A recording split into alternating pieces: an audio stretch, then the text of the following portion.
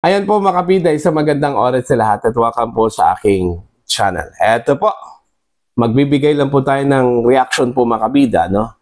Dito ho sa banatan po mga kabida, no? Sa pagitan po ng dalawang mga general, ano po, no? Isang active at isang PNP chief, laban ho dito sa isang retired general po mga kabida. Actually, number 3 po ito, ano? Nung kanyang kapanahunan po mga kabida sa Philippine National Police, ano po. Umabot po sa puntong medyo bastusan na po yung anong tawag po dito? Bangayan po mga kabida, ano po, sa pagitan po ni General Nicolas Torre III, ano po. At ito pong si retired General Fillmore Escobar, mga kabida, ano po. Okay? Dahil po dito sa issue po ng boxing. Dito po sa controversial boxing match po, ano, ni Torre versus Davao City Vice Mayor Sebastian Bas Duterte, mga kabida. Ano po? Eto, babasahin ko lang po, ano, kasi tinawag pong duwag ni General Torre po, mga kabida, ito pong si General Escobar, ano? At bumuelta naman po itong si Escobar po, mga kabida. Tinawag po niya itong si Torre na kailangan po daw sumailalim sa neurotest, ano? Mga kabida, ano po? Eto, babasahin ko lang po itong balita mula sa Ang Balita Ngayon. Torre versus Escobar, bastusan na ang sagutan. Nagkakainatan na ang palitan ng banat sa pagitan ni PNP Chief General Nicolas Torre III at retired General Fillmore Escobar, kaugnay ng kontrobersyal na Torre versus Baste boxing match. Sa isang post ni Torre, idintalya niya ang umano'y takot ni Escobar nung sila'y nagkita sa Villamor Airways. Ito yung sabi po ni General Torres sa kanyang post, ano, mga kabida. Ni hindi nakatingin sa mga mata ko si Escobar dahil sa takot.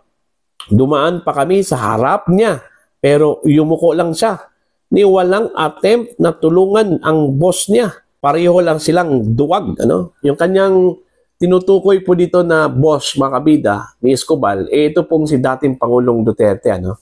Okay? Ito yung time po, mga kabida, na hinuli na po ni General Torre, ito pong si FPRRD, ano? At dinala po doon sa Villamor Air Base po, mga kabida, no? Hindi nagpatinag si retired General Escobar. Agad bumuelta at sinabing may kailangang magpa-neuro. Kawawa naman ang PNP, ano? Ang sagutang ito ay kasunod ng paglalantad ni Escobar ng screenshot na umano'y nagpapakita na inobliga ang ilang pulis na dumalo at mag-donate sa boxing match, bagay na tinawag ni Torre na fake news. Ayon. So yun po, hindi po maawat po makabida, ito pong palitan po ng maanghang na salita, no? Dito ho sa dalawang mga generals po mga kabida, isang active at isang retired, ano? Actually, subordinate lang po ni General Escobar ito pong si Torre, ano? Nung time po ni Escobar po mga kabida, ano? That time colonel po ito sa time ni Escobar. Okay, bago po ito naging brigadier general po mga kabida, ano po, no? Naging brigadier general lang po ito, mga kabida, nung siya ay umupo bilang NCRPO chief, ano? Tapos naging major general po ito, mga kabida, matapos pong matagumpay na nahuli ito pong si Kibuloy, ano? Mga kabida. Okay? At naging PNP chief lang po ito, mga kabida, matapos pong matagumpay na hinuli po niya ito pong si dating Pangulong Rodrigo Roa Duterte, ano po, no? So, ang sabi po ni Torre kay General Escobar, duwag. Dahil nung andun po sila sa Villamor Air Base po, mga kabida, yumuko lang daw itong si Escobar po, mga kabida, nung dumaan po itong si Torre, ano? Alright? While buwelta naman po ni Escobar po kay Torre, kailangan itong magpatingin na po. Dumaan po sa neuro exam, ano? Kasi daw, kawawa daw yung PNP po, mga kabida, actually. Nagugat po itong kanila pong bangayan po, mga kabida, dahil ito pong si General Escobar po, siya po yung nag-post po ng screenshots, mga kabida, kung saan po may instruction doon na kailangan daw dumalo itong mga pulis, ano, sa boxing match po ni Torre sa Rizal Memorial Coliseum, ano. Siguro ito yung dahilan kung bakit nagalit po itong si Torre po Macabida at nag-post po sa kanyang Facebook account, ano, patungkol ho sa nangyari po dun sa Villamor Air Base po, mga kabida. Kasama ito pong si Escobar, ano, mga kabida, ano po. Siguro ang reaction po dito ni Torre po, mga kabida, dahil ho sa post po ni Escobar, ano, mga kabida. Kasi unang-una po, wala naman pong alitan po itong dalawa eh. Okay? Wala akong narinig na meron pong alitan po itong si Torre at saka si General Escobar po, mga kabida, no? Gaya ng sinabi ko po, subordinate po itong si Torre po Macabida ni Escobar during the time na active pa itong si General Escobar po Macabida sa Philippine National Police, ano? Yung sinabi po ni General Torre na takot ito pong si General Escobar, hindi po ako naniniwala doon. Tapos yung sinabi po niya, yumuko lang daw ito. Unang-una po, ano bang magagawa po ni Escobar doon, ano? Para tulungan itong si General Torre, Macabida, unang-una po, hindi na po siya active. Wala na po siya sa serbisyo po, Macabida. At yung in command po doon ay si General Torre, ano? Diba? Wala po siyang magagawa po doon eh. Hindi nga nila nirespeto yung karapatan po ng dating Pangulo, yung due process na dapat po ibigay po sa Pangulo po, Macabida, ano? Hindi nga nila binigay yun. Yun pang respeto, ano, mga kabida, kay General Escobar.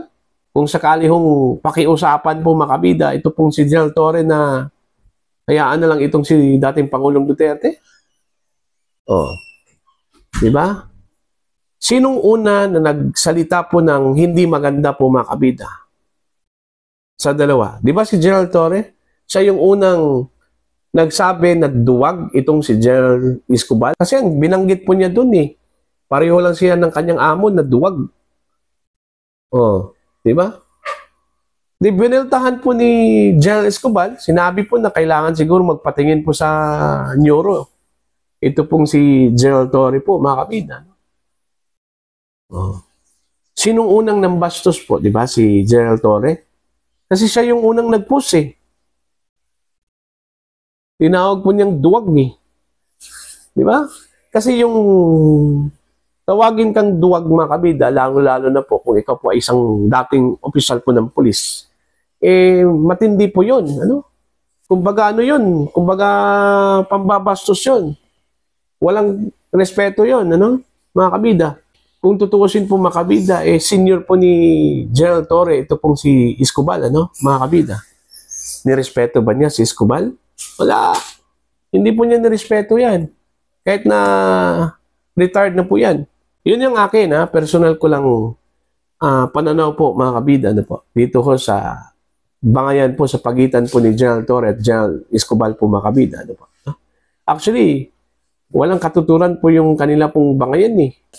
Actually, may point po si General Escobar po, mga kabida, no? Natural lang po siguro na magtanong kung ang ugat po ng galit po ni General Torre po kay Escobar po, mga kabida, yung pag-post po ni General Escobar po ng screenshots, ano? Kung saan po ay sinasabi po na inobliga ito hong mga pulis na dumalo doon ho sa boxing match, ano? At mag-donate.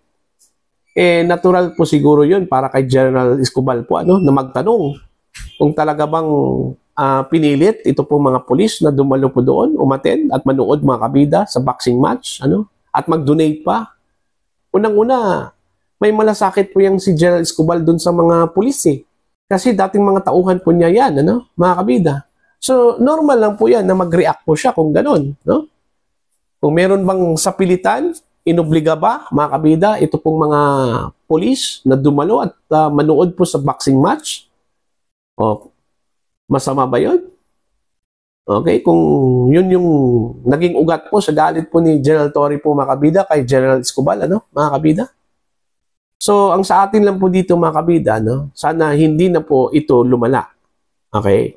Kasi unang-una po, pareho po itong mga opisyal po ng PNP, ano? Okay? Oh. So, yun lang po mga kabida, ang aking reaksyon. Para po sa inyo, ano po ang inyong opinion at pananaw ko dito? Please comment down. Sa mga hindi pa po subscriber sa aking channel, please subscribe. Just click the subscribe button, click the notification bell, click all para updated po kayo mga kabida sa aking mga uploads. Maraming salamat po sa inyo lahat.